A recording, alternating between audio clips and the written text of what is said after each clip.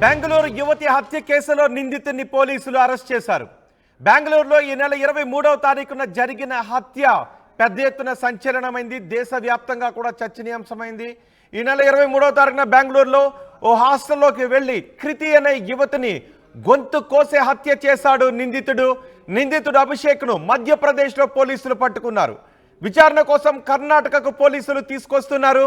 CC ఫుటేజ్లో యువతిని హత్య చేస్తున్న దృశ్యాలు రికార్డ్ అయ్యాయి. 23వ తారీఖు రాత్రి 11 గంటల సమయంలో ఆ యువకుడు హాస్టల్కి వచ్చాడు. ఆ యువతి ఉంటున్న పీజీ హాస్టల్కి వచ్చాడు. ఆ యువతి రూమ్ దగ్గరికి వెళ్ళి డోర్ కొట్టాడు. యువతి బయటకు వచ్చిన తర్వాత యువతిపై ఒక్కసారిగా దాడికి పాల్పడ్డాడు. కత్తిని కూడా తెచ్చుకున్నాడు బ్యాగ్లో పెట్టుకొని. ఆ కత్తితో ఆ యువతిపై దాడికి ప్రయత్నం చేస్తూ ఉంటే ఆ యువతి పెనుగులాడింది. యువకుడి బారి నుంచి తప్పించుకోవటానికి ప్రయత్నం చేసింది. కానీ వాడు విచక్షణ రహితంగా ఆ యువతి గొంతు కోసి చంపేశాడు.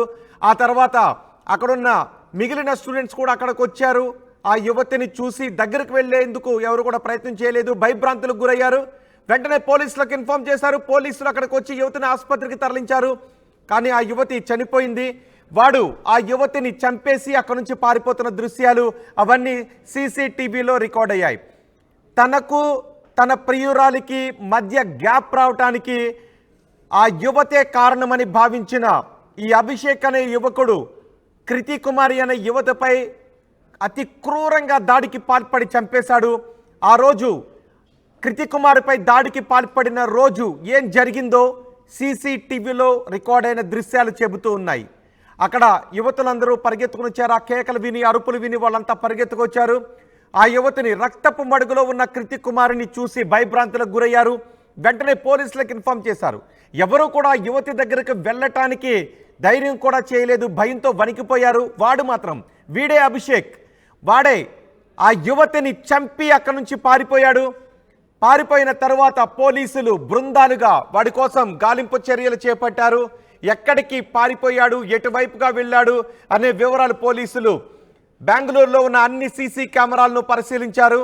వీడు మధ్యప్రదేశ్లో ఉన్నాడు అని తెలిసిన తర్వాత ఈ క్రూరుణ్ణి, ఈ దుర్మార్గుణ్ణి మధ్యప్రదేశ్ వెళ్ళి పోలీసులు అరెస్ట్ చేసి బెంగళూరుకు తీసుకొస్తూ ఉన్నారు. సోషల్ మీడియాలో ఆ యువతి హత్య పెద్ద ఎత్తున వైరల్గా మారింది. పోలీసులు ఆ వీడియోల ఆధారంగా కేసు నమోదు చేసి గాలింపు చర్యలు చేపట్టారు. ఆ యువతిని గొంతు కోసిన తర్వాత రక్తపు మడుగులో ఆ యువతి విలవిలలాడుతూ ఉంది.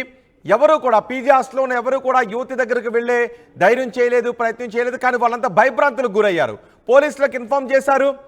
పోలీసులు అక్కడికి చేరుకొని సీసీ ఫుటేజ్ పరిశీలించి ఆ యువకుడిని పట్టుకోవటానికి గాలింపు చర్యలు చేపట్టారు. ఆ యువతిని ఆసుపత్రికి తరలించినప్పటికీ ఆ యువతి ప్రాణాలు కోల్పోయింది. వాడు హాస్టల్ దగ్గరకు వస్తున్నప్పుడు దృశ్యాలు చూస్తున్నాం. ఒకసారి చూడండి. ఒక్కసారి వాడి చేతిలో ఒక బ్యాగ్ ఉంది. ఆ బ్యాగ్లోనే కత్తిని పెట్టుకుని తెచ్చాడు. ఎవరు కూడా, పైగా ఆ యువతి ఉంటున్నది 3rd ఫ్లోర్, 3వ అంతస్తు. ఎవరు కూడా వాడిని ఆపలేదు.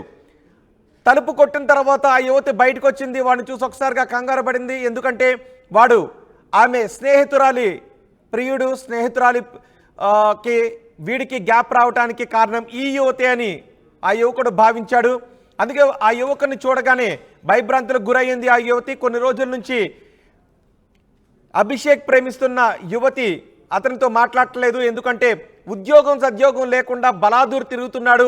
ఉద్యోగం చేసే విషయంలో ఇద్దరి మధ్య గ్యాప్ రావడంతో ఆమె మాట్లాడటం మానేసింది. దీంతో కక్ష పెంచుకున్నాడు. ప్రియురాలపై కూడా కక్ష పెంచుకున్నాడు. అయితే ప్రియురాలు తనతో మాట్లాడకపోవటానికి కారణం ఇప్పుడు మీరు చూస్తున్న ఆర్టీవీ స్క్రీన్ పైన చూస్తున్న ఈ యువతి కృతి కుమారి, కృతి కారణమని భావించాడు. అందుకే కూడా కత్తిని తెచ్చుకున్నాడు. ఎవరు దొరికితే వాళ్ళని చంపేద్దామనుకుని ఉంటాడు బహుశా. ప్రియురాలి స్నేహితురాలు ఎవరు దొరికినా.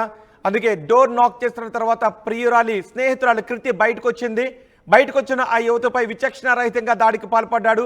పాపం ఆ యువతి వాడి నుంచి తప్పించుకోవడానికి ఎంతో ప్రయత్నం చేసింది. 2 చేతులు పట్టుకున్నప్పటికీ కూడా పెనుగులాడింది చాలాసేపు. కానీ వాడి దగ్గర ఒక పదునైన కత్తి ఉంది. ఆ కత్తి దాటికి ఆ యువతి బలైపోయింది. ఆ యువతి 2 చేతులు పట్టుకుని వాడి గ్రిప్ నుంచి తప్పించుకోవడానికి ప్రయత్నం చేసినప్పటికీ ఆమె చేసిన ప్రయత్నాలు ఫలించలేదు. వాడు కూడా తెచ్చుకున్న కత్తితో ఆమెను విచక్షణారహితంగా దారుణంగా నరికేశాడు. పాపం ఆ యువతి ఆ రక్తపు మడుగులో విలవిల్లాడుతోంది. ఆ దృశ్యాలు చూసి ఆ కేకలు విని అరుపులు విని పై ఫ్లోర్లో ఉన్న వాళ్ళంతా కూడా పరిగెట్టుకొచ్చారు. కానీ అప్పటికే ఆమె రక్తపు మడుగులో విలవిల్లాడుతోంది.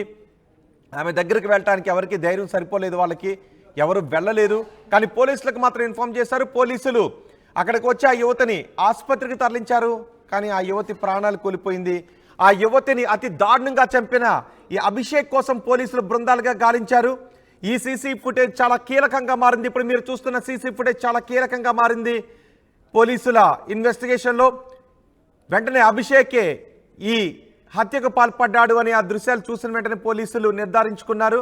ప్రియురాలికి అడిగిన తర్వాత కూడా అభిషేకే ఈ దాడికి పాల్పడ్డాడు, ఇందులో ఉన్నవాడు అభిషేక్ అని పోలీసులు నిర్ధారించుకున్న తర్వాత అభిషేక్ ఎక్కడ ఉంటాడు అని గాలించారు. అభిషేక్ ఏ రాష్ట్రానికి చెందినవాడని గాలించారు.